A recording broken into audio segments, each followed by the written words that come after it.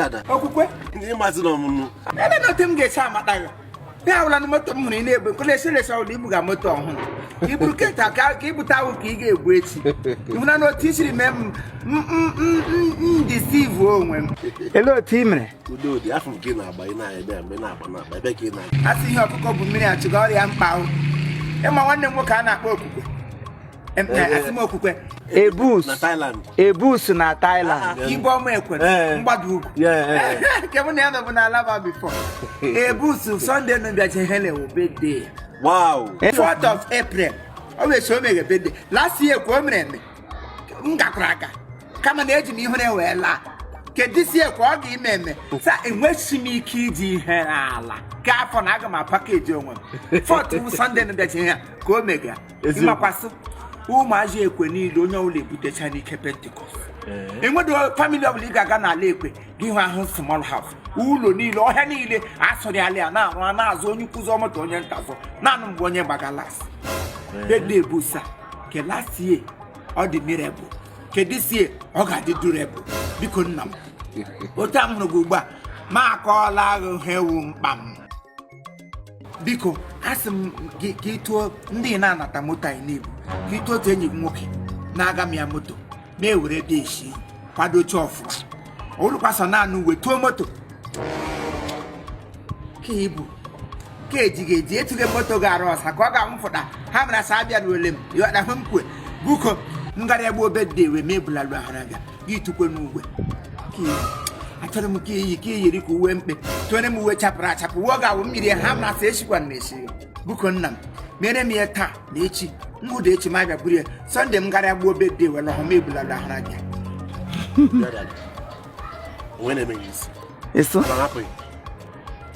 nya chegodu ina si manya ọ dịka mama mma ngwụrụ moto ana ko jam kurun galo nya gura mano tori o wi hojo ai mano onye wo chegodu nya ona moto abro nkem ene to si awu moto o ta ka ina mara ihe n'obodo ama m onye wo iwe onye anana mana ihe m dị like o na ina anata ndị ukwu aso onye anyị ya ọkụ onye oshi mma onye na-ana ngozi ya karịkwa ntị ya karịkwa onye na-enye ndị anyị ego onye ha ji agakwa n'ihu gị na-anarakwana ha ngozi ka gị na-agbatu ịghọtara ya mana ihe m ji la akọwụ na ị nwere anyị ukwu daa n'obiri moto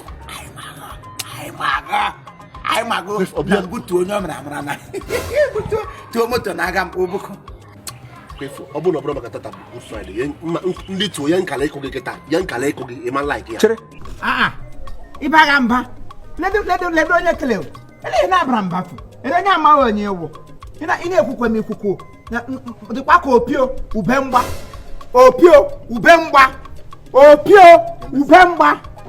ịwa n'ọhịa gụna magale otu anya ka ewere ị na-eleba anya na mkpụrụ anya daịkwa na asị gwaka onye anụ na lekele onye ara kele iche na ya ma ahụghị anyị ma aghọ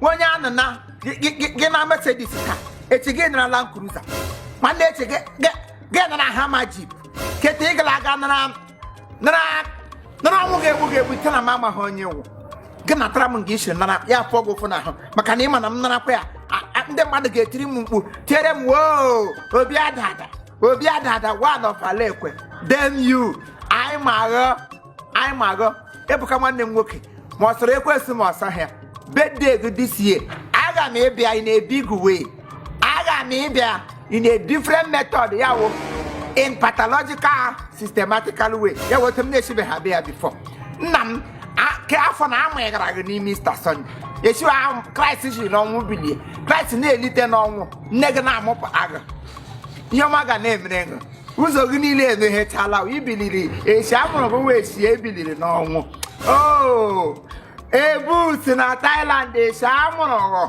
ọwa esi Kraịst biliri n'ọnwụ ọ ga-adịrị gị na mma happy birthday nwanne m nwoke onye ọbụla si na birthday gị ka afọ onye ị gaghị eme ya ọfụma nkata tagbuo onye ọwa lekwe ka gbuo ya dem the person ọ ga-arụrụ gị na mma o ma afọ onye anụ n'aka onye oshi mma nyere ma moto mmadụ esi ọ ga-emebi gị mara na 20 ọgụ happy birthday Ebus na Thailand mụ nwa nwanne gị nwoke Obi Adan Chief Igbo oke nwa mụrụ na Lagos oribụla ihe ndị mmadụ na-eji fụla akpọ m nne ejikwa ego otu aha rute aha na-ekelekwe nne ọmụmụrụ gị kelee nna ahụ kelee ụmụnne gị niile kelee ndị ekwe niile sị ha ọ ga-arụrụ anyị na mma happy birthday nwanne m nwoke ndị Igbo be anyị ekelela m unu dem him